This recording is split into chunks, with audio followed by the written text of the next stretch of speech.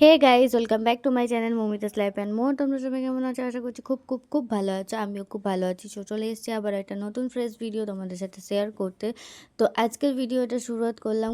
একটা সসপ্যানেতে বেশ খানিকটা জল নিয়ে নিয়েছি, তার মধ্যে দিয়ে দিয়েছি একটা তেজপাতা, পরিমাণ মতো লবণ, গোটা গরম মশলা, আর দিয়ে দিয়েছি গোলমরিচ কয়েকটা, আর দিয়ে দিয়েছি সাদা তেল। দিয়ে জলটাকে ভালো করে ফুটিয়ে নিলাম ঠিক এইভাবে। এবার এই জলটার মধ্যে দিয়ে দেবো আগে থেকে ভিজিয়ে রাখা বাসমতি চাল। আধা ঘন্টা মতো ভিজিয়ে রেখেছিলাম, সেই চালটা আমি দিয়ে দিলাম। দিয়ে এবার আমি এটা ভাত করে নেবো, 80% কুক করে নামিয়ে নেবো। তো চলো ভাতটা বানিয়ে ফেলি। এবার আমি একটা ননস্টিক প্যানে সামান্য সাদা তেল দিয়ে নিয়েছি। সাদা তেলের মধ্যে এবার একটা মিডিয়াম সাইজের পেঁয়াজ কুচি করে রেখেছিলাম, সেই পেঁয়াজটা দিয়ে নেবো। পেঁয়াজটাকে আমি এবার ভালো করে লাল লাল করে ভাজা করে নেবো মিডিয়াম ফ্লেমে। পেঁয়াজটা ভাজা হতে থাক। আর মশলা বানিয়ে নিই। একটা বাটিতে সাদা দই নিয়ে নিয়েছি, মানে টক দই নিয়ে নিয়েছি বেশ খানিকটা। এবার আমি এর মধ্যে দিয়ে দেবো হচ্ছে পরিমাণ মতো বিরিয়ানির মশলা।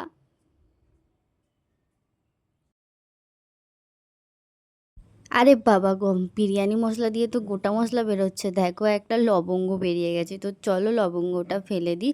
আর বিরিয়ানি মশলা দিয়েই টক দইটাকে ভালো করে ফেটিয়ে রেডি করে রেখে দিলাম। এটাই ছিল মশলা। আর এইদিকে দেখো পেঁয়াজটা আমার বেশ ভালো করে লাল লাল করে ভাজা হয়ে গেছে। এবার ওই যে টক দই আর বিরিয়ানি মশলাকে মিক্সড করে রেখেছিলাম সেটা ওর মধ্যে দিয়ে দেবো।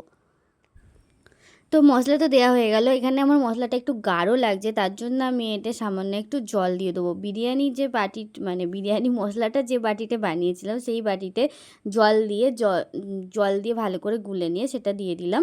আর এটা আমি ভিডিও করতে ভুলে গেছিলাম। আর এখানে দেখো সামান্য পরিমাণে হলুদ গুঁড়োও দিয়ে দিলাম।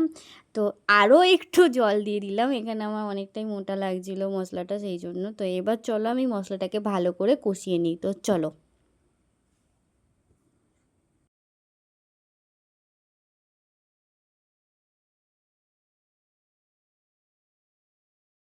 তো দেখো আমার ভালো করে মশলা কষানো হয়ে গেছে। আর ওই দিকে আমার ভাতটাও রেডি হয়ে গেছিলো। 80% কুক করে আমি নামিয়ে ফ্যান ঝরিয়ে ঠান্ডা হতে দিয়েছিলাম। তো এবার এই ভাতটা আমি দিয়ে দেবো। তোমাদের ওই ভিডিওটাও করতে আমি ভুলে গেছিলাম। তো আমি ভাতটা দিয়ে দিচ্ছি অল্প অল্প করে, আর অল্প অল্প করে মশলার সাথে ভালো করে মিক্সড করে নিচ্ছি। তো চলো এইভাবেই করতে থাকবো। আর হ্যাঁ, তোমাদের তো বলতেই ভুলে গেছি আমি আজকে কি বানাচ্ছি। আমি আজকে বানাচ্ছি খুস্কা পোলাও, উস্কো খুস্কো পোলাও। তো চলো এইভাবে আমি ভাতের সাথে আস্তে আস্তে করে মশলাগুলো মিশিয়ে নিই। তো দেখো এই পার্টটা আমার মেশানো হয়ে গেছে। এবার আরও খানিকটা ভাত রয়ে গেছে, সেটাও দিয়ে দিলাম। দিয়ে এবার হালকা হাতে আমি মিক্সড করে নেবো মশলার সাথে।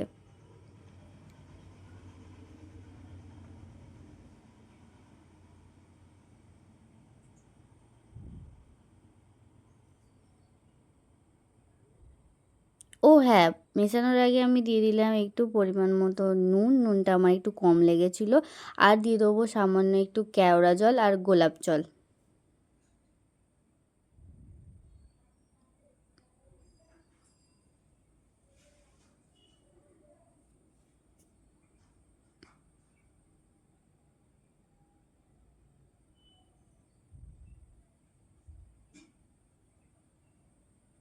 আর সাথে যাবে হচ্ছে 1 ড্রপ মিঠা আতর।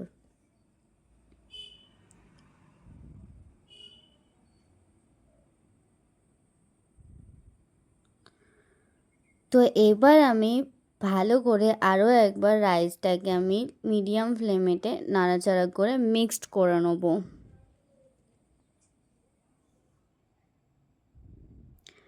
আমার খুস্কা পোলাও কিন্তু রেডি হওয়ার পথে।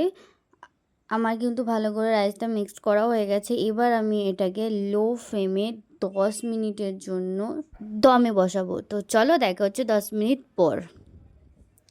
আমার 10 মিনিট হয়ে গেছে, ঢাকাটাও খুলে নিয়েছি। একদম পারফেক্ট দম আমার রেডি হয়ে গেছে। এবার আমি একটু ওপর থেকে নিচ করে নেবো, না সরি, নিচ থেকে ওপর করে নেবো। আর আমার কিন্তু ফুচকা পোলাও রেডি। এবার আমি এটাকে একটু ভালো করে নাড়াচাড়া করে নামিয়ে নেবো। তো চলো সার্ভ করে ফেরত আসছি।